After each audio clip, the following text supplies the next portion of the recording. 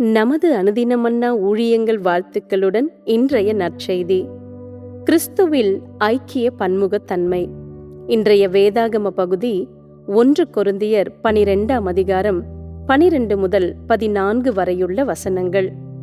எப்படியெனில், சரீரம் ஒன்று, அதற்கு அவயவங்கள் அநேகம். ஒரே சரீரத்தின் அவயவங்கள் எல்லாம் அநேகமாயிருந்தும் சரீரம் ஒன்றாகவே இருக்கிறது. அந்த பிரகாரமாகவே கிறிஸ்துவும் இருக்கிறார். நாம் யூதராயினும் கிரேக்கராயினும் அடிமைகளாயினும் சுயாதீனராயினும் எல்லோரும் ஒரே ஆவியினாலே ஒரே சரீரத்திற்குள்ளாக ஞானஸ்தானம் பண்ணப்பட்டு எல்லோரும் ஒரே ஆவிக்குள்ளாகவே தாகம் தீர்க்கப்பட்டோம். சரீரமும் ஒரே அவயவமாயிராமல் அநேக அவயவங்களாயிருக்கிறது. 1 கொரிந்தியர் 12ஆம் அதிகாரம் 21 முதல் 27 வரையுள்ள வசனங்கள்.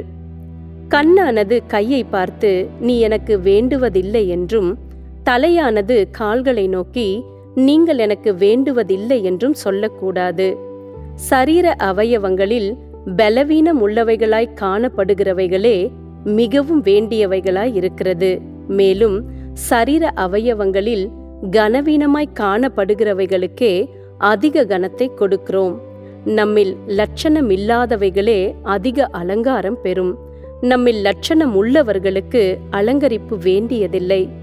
சரீரத்திலே பிரிவினை உண்டாயிராமல் அவயவங்கள் ஒன்றை குறித்து ஒன்று கவலையாயிருக்கும்படி தேவன் கனத்தில் குறைவுள்ளதற்கு அதிக கனத்தை கொடுத்து இப்படி சரீரத்தை அமைத்திருக்கிறார்.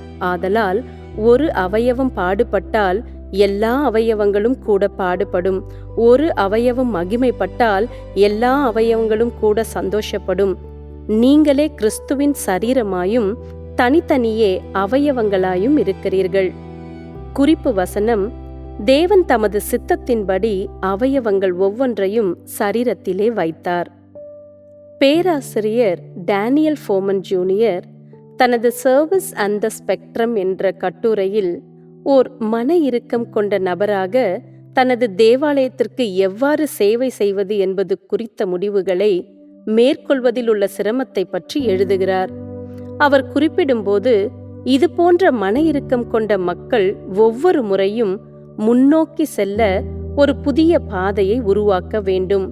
அவை ஓர் தனித்துவமான பாதையை அமைக்கிறது.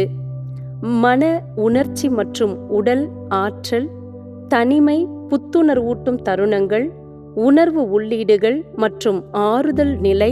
அன்றைய நாள் பொழுது நாம் நமது பலனானவைகளுக்காக மதிக்கப்படுகிறோமா மற்றும் உணரப்பட்ட குறைபாடுகளுக்காக ஒதுக்கப்படாமல் நமது தேவைகளுக்கு இடமளிக்கிறோமா இல்லையா என்று சிந்தித்தல்.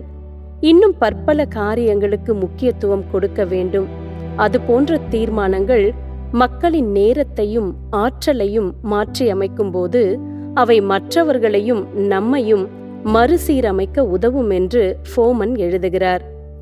1 கொரிந்தியர் 12 பவுல் விவரிக்கும் பரஸ்பர பார்வை ஓர் குணப்படுத்தும் தீர்வாக இருக்கும் என்று ஃபோமன் நம்புகிறார். அதில் 4-6 வசனங்களில் தேவன் தன் ஜனங்கள் ஒவ்வொருவருக்கும் வரங்களை அவனவனுடைய பிரயோஜனத்திற்கென்று அளிக்கப்பட்டிருக்கிறது என்று குறிப்பிடுகிறார். ஒவ்வொருவரும் கிறிஸ்துவின் சரீரத்தில் இன்றியமையாத அவயவங்கள். திருச்சபை அனைவரையும் மாற்ற முடியாத ஒரே பாதையில் பயன்படுத்தாமல் அவரவருக்கு தேவன் கொடுத்த வரங்களின் அடிப்படையில் தேவனுடைய ராஜ்யத்திற்காய் அவற்றை நேர்த்தியாய் பிரயோகிக்க அனுமதிக்கலாம்.